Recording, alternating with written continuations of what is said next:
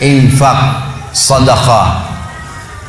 Harus kita ubah nih satu kaidah kapitalis yang mengatakan menabung pangkal kaya. Maaf teman-teman yang suka nabung nih. Bukan saya larang nabung, bukan. Tapi dalam Islam bukan menabung pangkal kaya, tapi sedekah pangkal kaya. Nggak bisa ketemu antara nabung dengan sedekah, nggak bisa ketemu nih. Susah ketemunya. Karena sedekah disuruh keluarin, ini nabung disuruh simpan, gitu kan? Nggak bakal ketemu. Dalam Islam makin sering kita keluarkan di jalan Allah, makin terbuka tuh rezekinya. Ya, ini dalilnya banyak. Di antaranya hadis Bukhari, hadis Qudsi, di mana Allah Subhanahu wa taala berfirman, kata Nabi SAW, Allah berfirman, "Ya bna Adam, anfik alaih." Wahai anak Adam, berinfak dulu di jalanku, aku baru berinfak padamu. Sedekahin dulu, baru aku kasih kamu. Jadi ini kata kuncinya, makin sering keluarkan, maka makin bagus. Makin bagus yang kita kasih, ya, makin sempurna balasan dari Allah. Coba renungi perkataan Urwah bin Zubair rahimahullah, seorang ulama tabi'in yang masyhur. Urwah bin Zubair ini ayahnya namanya Zubair bin Awam, salah satu sahabat dari 10 orang yang jamin masuk surga. Anaknya namanya Urwah, ulama besar, gitu kan, dari tabi'in. Urwah mengatakan, janganlah seseorang di antara kalian memberikan untuk Allah, keluarkan di jalan Allah sedekah, sesuatu yang dia malu kalau dia berikan kepada pemimpin satu kaum. Begini maksudnya. Saya ingin tanya teman-teman, coba renungin dan jujur jawabnya ya. Kalau seandainya Anda tiba-tiba diundang oleh, saya nggak tahu nih, di Bali ini apa? Wali kota ya? Diundang oleh wali kota. Baik, bapak ini atau ibu ini diundang ke wali kota, ditelepon khusus, datang ya ke kantor saya besok, dan tolong beliin saya buah. Pesan beli buah. Kira-kira teman-teman sekalian, pada saat wali kota pesan buah dari Anda ini, beli buahnya di mana? Di pasar kaki 5 kan? Emperan jalan? Masuk supermarket. Cari buah yang biasa-biasa saja atau buah yang paling bagus? Kalau ada sedikit rusak kulitnya, tercoret, atau mungkin terkelupas, dimasukin nggak? Setelah kita beli buah-buah yang paling bagus, yang paling mahal, ditaruh di kresek atau cari alat yang taruh tempat yang lain. Cari keranjang, pakai plastik, pakai kartu nama, luar biasa. Kenapa? Karena wali kota yang pesan. Coba teman-teman sekalian, kalau ibu Anda yang pesan, bapak yang pesan, nah beliin ayah, beliin ibu jeruk ya, buah. Beli di mana kira-kira?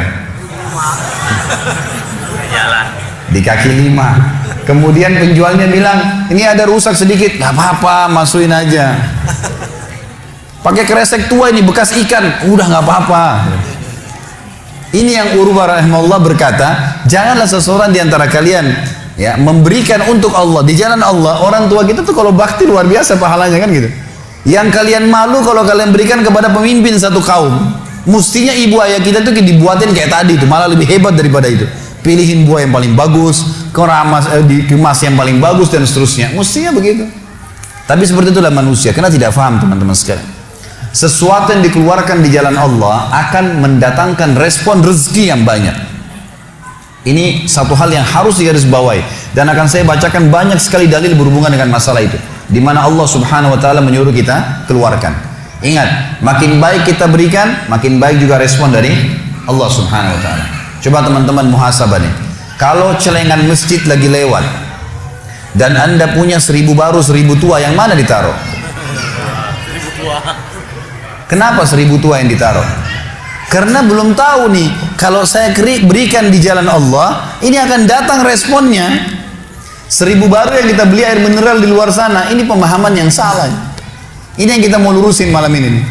Mestinya teman-teman sekalian cari uang yang baru dikasih ke jalan Allah, yang tua dipakai belanja. Mestinya begitu. Karena makin baik kita berikan, maka makin baik responnya. Gitu kan? Makanya kata para ulama, siapa yang memberikan sesuatu yang baik pada Allah di jalan Allah, Allah akan balas dia dengan kebaikan. Saya akan angkat sebuah kisah teman-teman sekalian. Kisah seorang ulama tabi'in bernama Rabi' ibn Haytham rahimahullah. Rabi' ibn Haytham ini ulama yang sangat terkenal dengan kesolehannya, luar biasa kesolehannya orang ini. Jadi dia di akhir hidupnya, Rabi' ibn Haytham ini muridnya Abdullah bin Umar, muridnya Abu Musa al-Asy'ari, sahabat-sahabat yang mulia. Ini murid langsungnya, ulama tabi'in yang terkenal, Rabi' ibn Haytham. Rabi' ibn Haytham ini di akhir hidupnya sempat stroke setengah badan. Datanglah 2 orang muridnya bertamu ke rumahnya, dan ini termasuk adab yang baik. Kalau teman-teman mendapatkan seorang alim ulama dan memang dia bersedia bisa didatangin, kunjungin, minta nasihat, atau ketemu minta nasihat, atau ada di pengajiannya lah. Mereka datang mengatakan, begitu masuk, kebetulan stroke setengah badan, bagian kiri tubuhnya stroke ini. Ada 4 kejadian di rumahnya pada saat itu. Yang pertama, pada saat muridnya masuk, muridnya berkata, wahai imam, imam ini kiai, ustadz, wahai imam, apa rahasianya, kenapa anda ini bisa mengontrol lisan anda? Tidak seperti ulama-ulama yang lain, masih kadang-kadang ngobrol-ngobrol kosong. Anda ini betul-betul, Rabi' ibn Haytham terkenal kalau ngomong, nasihat, tanya kabar orang, gitu kan, Quran atau zikir, nggak ada yang lain. Ini itu saja 4 tuh dari lisannya, nggak ada yang lain, luar biasa. Kalau bukan nasihat orang, tanya kabarnya orang lain, gitu kan, apa kebutuhan mereka, kemudian berzikir atau baca Quran. Gitu. Ini masuk dalamnya, zikir adalah doa. Maka dikatakan apa sih, murid-muridnya bilang, apa rahasianya anda melakukan seperti ini? Dan ini saya sempat angkat di khutbah Jumat kita kemarin, potongan kisah ini. Maka Rabi' ibn Haytham mengatakan, wahai murid-muridku, apakah kalian sampai sekarang masih ragu ada Tuhan namanya Allah, dan kalian masih ragu di pundak kanan dan kiri kalian Allah telah letakkan malaikat yang akan mencatat amal baik dan amal buruk kalian, dan pasti demi Allah akan dibacakan dan dihisapkan untuk kalian di sana di akhirat nanti? Artinya saya bisa mengontrol lisan saya karena saya tahu Tuhan saya selalu melihat, dan ada malaikat yang mengawasi, tidak pernah tidur nih, 24 jam terus mengawasi, baik dicatat buruk dicatat. Lalu kemudian muridnya mengatakan, baiklah kalau gitu, dapat ilmu. Kejadian pada saat itu teman-teman sekalian yang lain adalah, yang kedua, baru mau ngobrol sama murid-muridnya, tiba-tiba anaknya Rabi' bin Haytham keluar dari dapur, masuk ke ruang tamu pamit. Anak laki-lakinya lalu berkata, wahai ayahku, semoga Allah senantiasa menjaga anda. Ibu saya membuatkan untuk anda makanan namanya halwa pada zaman itu. Halwa ini Bapak Ibu sekalian makanan yang mahal. Bahannya susah, bahannya mahal, buatnya susah, lama diadon berjam-jam baru jadi. Dan ini dimakan oleh pejabat-pejabat gitu. Rabi' bin Haytham rahimahullah ini punya ciri khas, mereka tidak pernah rewel. Di rumahnya dihidangkan makan apa sama istrinya, dimakan sama dia, baik sekali orangnya. Udahlah, dunia dilaluin sama dia begitu saja. Maka anaknya datang dan mengatakan, wahai ayahku, ibuku membuatkan untuk anda halwa, makanan yang mahal bahannya dan juga susah buatnya. Tapi anaknya bilang, ibu saya buat halwa buat anda. Ibu saya berharap anda memakannya. Gitu. Lalu kata Rabi' bin Haytham, baiklah, keluarkan aja. Dikeluarkanlah makanan tersebut. Lalu halwa ini dipotong-potong, karena kue yang bagus dan cukup besar, di nampan besar dipotong-potong. Baru saja Rabi' bin Haytham mau memegang dengan tangan kanannya, karena sebelah kirinya sakit, diambil sebelah kanan. Kemudian dia kasih isyarat murid-muridnya untuk ambil juga. Baru mereka mau pegang, tiba-tiba pintu rumahnya ada yang ketuk. Diketuk. Dia kasih isyarat anaknya, suruh buka pintu itu. Dibuka pintu itu. Anaknya pergi sana. Waktu dibuka teman-teman sekalian, ini ternyata yang ketuk pintu bukan orang biasa, orang yang luar biasa, orang gila, gitu kan. Jadi bukan orang yang peminta-minta biasa, orang yang luar biasa, orang yang selalu anggap ini udah deh, nggak usah dilayanin, nggak usah diajak ngomong, nggak usah diperhatikan, gitu kan. Orang gila ini ketuk pintu dengan pakaiannya yang lusuh, tidak pakai alas kaki, rambutnya berantakan, kasih isyarat minta makan. Rabi' ibn Haytham rahimahullah tunjuk anaknya, suruh datang, angkat nih halwa, kasih orang gila itu. Halwa nih makanan yang mewah, kasih orang gila itu. Dibawa sama anaknya. Anaknya ini Rabi' bin Haytham waktu bawa piring itu, niatnya ingin memberikan ke orang gila 1 potong, gitu kan. Begitu tiba depan pintu, orang gila lihat makanan enak, walaupun gila tahu juga ini makanan enak, gitu kan. Diambil sama dia piringnya, diambil dimakan semua. Dalam kisahnya dikatakan sampai air liurnya jatuh di situ, dihabisin sama dia. Sudah habis teman-teman sekalian, apa yang terjadi? Orang gila nggak ngerti, dia nggak terima kasih, nggak apa, piringnya dilempar pergi. Anaknya Rabi' bin Haytham ini tahu nilainya makanan yang ibunya buat tadi. Diambil piring itu, ditutup pintunya, lalu dia kembali lagi. Kemudian dia bilang sama ayahnya, wahai ayahku, semoga Allah senantiasa menjaga anda. Sebelum saya lanjutkan kisah teman-teman sekalian, saya sarankan juga bahwa teman-teman di sini yang sudah punya anak, biasakan selalu menggunakan doa antara suami istri dengan anak, itu penting sekali. Karena kata Nabi SAW, jangan ucapkan kata-kata doa yang bisa berbau doa. Buruk buat kalian, diri kalian, keluarga kalian, dan harta kalian. Karena bisa saja malaikat lewat dan mengaminkannya. Kita harus selalu doa yang baik gitu kan. Jadi Rabi' bin Haytham membiasakan anaknya untuk dilatih berdoa yang baik. Jadi selalu kalau mau minta tolong, nah semoga Allah menjagamu, ambilkan ayah ini. Nah semoga begini, semoga Allah menjagamu, semoga Allah berikan kau rezeki, ambilkan ayah seperti ini. Jadi selalu diikuti dengan doa. Anaknya pun terbiasa mendoakan ayahnya. Dalam kondisi anaknya jengkel karena perilaku si orang gila tadi, dia kembali dan masih sempat mengatakan, ayah semoga Allah menjaga anda. Tadi itu ayah yang minta-minta orang gila. Dia tidak mengerti nilainya makanan yang kita kasih.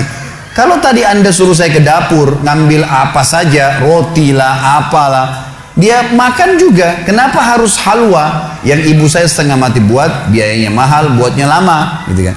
Jadi anaknya butuh jawaban nih. Perhatikan apa jawabannya orang beriman kepada Allah dan tahu benar kata kunci bertambahnya rezeki justru dengan sedekah itu.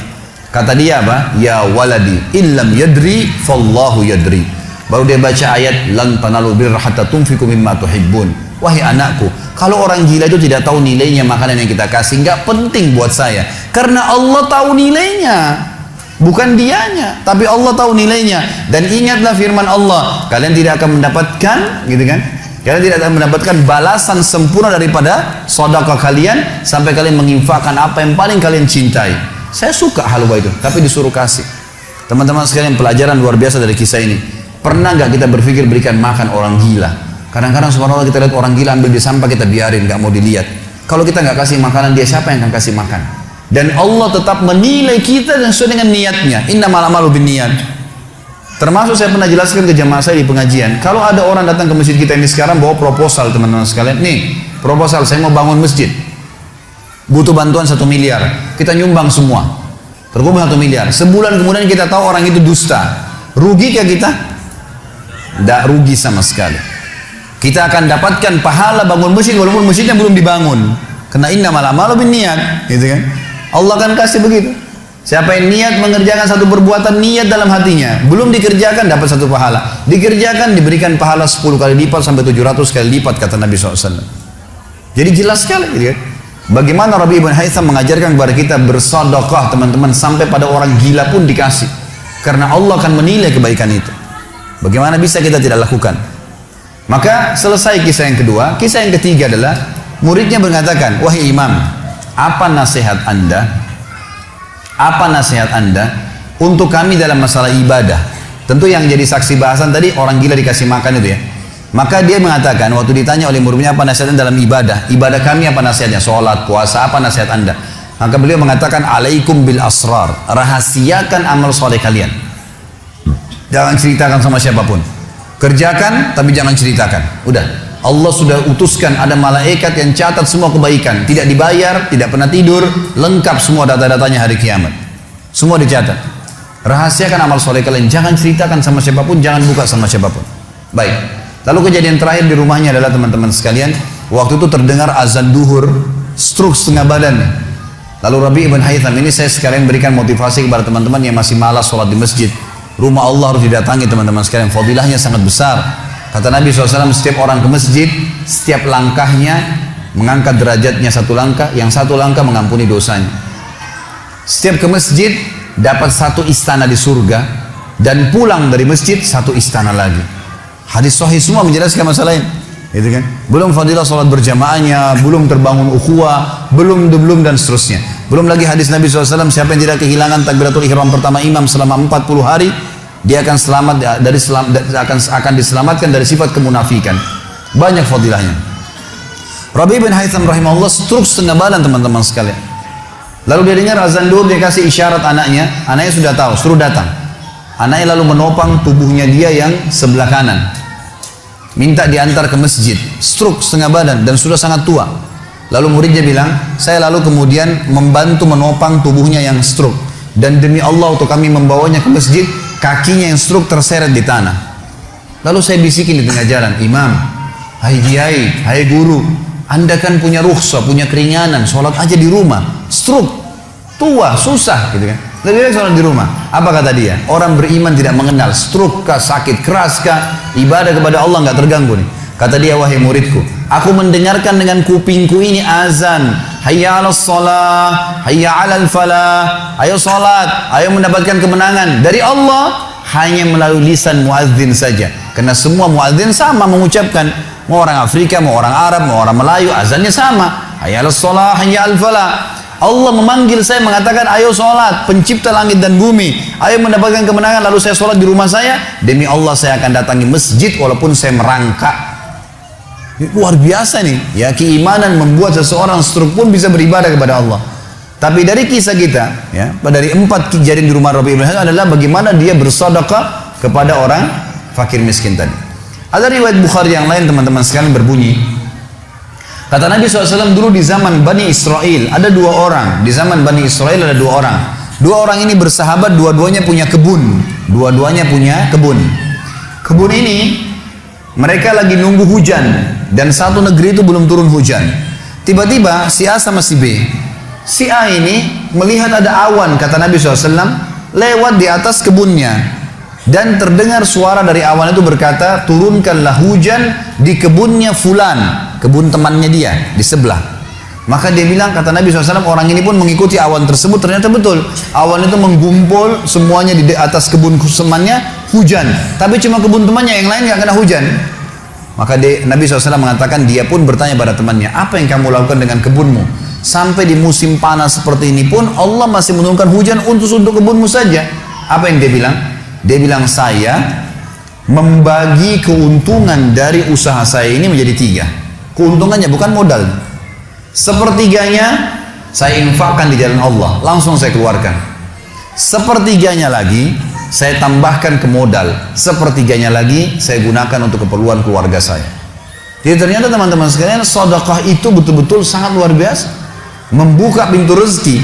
Jadi makin dikeluarkan, makin royal, makin datang. Saya sarankan teman-teman kalau bisa ikutin ceramah saya di YouTube, ada tentang Abdurrahman bin Auf, sahabat Nabi, serial sahabat. Kita sudah membahas 9 sahabat, Abu Bakar, Umar, Uthman, Ali, Talha, Zubair, kemudian Abdurrahman bin Auf, Talha bin Ubaidillah, terakhir itu Sa'id bin Zaid. Dan insya Allah hari Sabtu depan ini akan ada tablik akbar sahabat yang ke-10, Abu Ubaidah bin Jarrah. Abdurrahman bin Auf salah satu sifat ciri khasnya, semua sahabat suka bersedekah, tapi Abdurrahman ini luar biasa dalam sedekah, luar biasa. Beliau pernah kedatangan keuntungan 1 peti emas di satu malam, gak bisa tidur, gelisah. Istrinya tanya, kenapa Abdurrahman? Dia bilang, saya nggak bisa tidur nih, belum pernah ada keuntungan sebesar ini. Kata istrinya, lalu apa keinginan? Dia bilang, saya ingin keluarkan jalan Allah, saya nggak mau simpan di rumah saya malam ini. Ya, nggak mau nabung. Kalau kita subhanallah baru untung 1 juta sudah antri sejam di bank, gitu kan. Ini nggak mau nabung, keluarin malam ini, sedekahin semua untuk fakir miskin. Gitu. Istrinya juga solehah, nggak seperti sebagian muslimah. Maaf, saya nggak singgung muslimah di belakang sana. Tapi ada orang begitu, suaminya dapat untung, sebelum disedekahin, sebelum kasih orang tuanya, sebentar dulu, jatah saya mana? Gitu. Ini enggak, istrinya mengatakan, sedekahin, ayo kita sama-sama. Dibungkuslah emas-emas itu, koin-koin emas, dirham emas itu, kemudian dibagiin, habis. Subhanallah, karena ikhlasnya mensedekahkan semua keuntungan malam itu, besok dalam riwayat saya dikatakan datang 2 peti keuntungan dengan produk yang sama. 2 peti emas dikeluarin sama Abdurrahman, 2 peti emas. Hari ketiga datang 3 peti keuntungan, dikeluarkan hari keempat datang 4 peti, begitu terus sampai Abdurrahman memiliki sebuah gudang penuh dengan emas. Waktu Abdurrahman radhiyallahu anhu meninggal dunia, waktu mau dibagi warisannya, itu emas-emasnya saking sudah ditumpuk-tumpuk sampai melengket satu sama yang lain. Waktu mau dipisahin dibagi, itu harus pakai kampak, dan yang mengkampak itu tangannya sampai memar, luka gitu. Saking banyaknya, selalu sedekah. Setiap hari beli 33 budak dibebasin. Setiap hari beli budak bebasin. Setiap hari datangkan 30 kafilah, ya 30 ekor unta untuk diparkir, ditaruh di tengah-tengah jalan, di tengah-tengah jalan Madinah. Lalu pegawainya berteriak, Abdurrahman membagi-bagi buat kalian, silakan, semua ambil kebutuhannya. Luar biasa gitu. Kita subhanallah kadang-kadang bersedekah, kalau orang datang itu pun masih perhitungan, gitu kan. Ini nggak sengaja cari orang yang butuh lalu dikasih. Maka lihat bagaimana mereka memahami tentang masalah sedekah ini teman-teman sekalian. Dalam hadisnya dikatakan sedekah tutfi'u ghadabur rahman. Sedekah itu bisa meredam murkanya Allah. Keluarin, jangan ragu dengan masalah sedekah itu. Karena itu kata kunci datangnya rezeki. Mari kita dengarkan ayatnya. Yang pertama adalah surah Al-Baqarah, surah nomor 2 ayat 254. Allah Subhanahu wa taala berfirman, Al-Baqarah 254, A'udzu billahi minasyaitonir rajim, ya ayyuhalladzina amanu, hai orang-orang yang telah beriman pada Allah, anfiku, keluarkan mimma razaqnakum, dari apa yang telah kami berikan untuk kalian rezeki, min qabli an ya'ti yaumun la bay'un fihi wala khullatun wala syafa'ah wal kafirun humudz zalimun. Sebelum datang hari nanti kalian menyesal, nggak ada lagi hari transaksi, nggak ada lagi kasih sayang, tidak ada lagi pertolongan, hari kiamat. Teman-teman sekalian, maaf kalau anda punya rezeki banyak di rekening, masya Allah, bagus, tapi usahakan selalu ada sedekahnya. Karena kalau kita biarkan numpuk, kita cuma bangga di angka tulisan, di print bukunya, oh iya banyaknya 2 miliar, 10 miliar, kita cuma bangga dengan angka. Apa yang mau dibanggain? Pada saat antum meninggal, kalau antum tidak sedekahkan, teman-teman sekalian, tidak punya masjid yang dibangun, nggak punya kegiatan amal jariah, nggak pernah punya sesuatu buat dia infakkan sebenarnya, gitu kan? Maka pastikan orang seperti ini akan menyesal pada saat meninggal. Coba ya saya sedekahin dulu. Makanya kata Nabi SAW, hartamu yang sebenarnya, harta yang kau sedekahkan selama kau hidup, itu harta sebenarnya. Dan harta yang bukan sebenarnya yang kau habiskan beli makanan dan pakaian, habis semua. Yang kau sedekahin. Seorang ulama salaf dulu pernah ditanya, setiap dia dapat keuntungan selalu sedekahin, dapat keuntungan selalu sedekahin, selalu sedekahin. Dipakai untuk kebutuhan keluarganya, sisanya sedekah, nggak ditabung sama dia, dihabisin. Maka pada saat ya ada teman-temannya kumpul di rumahnya lalu berkata, wahai fulan, apa kok nggak sayang hasil kerimatmu? Bukannya ditabung malah dikeluarin terus. Kok nggak sayang sama hartamu tuh? Kata dia apa? Justru saya sayang sama harta saya. Karena saya sayang, jadi saya mau bawa harta saya sampai di akhirat.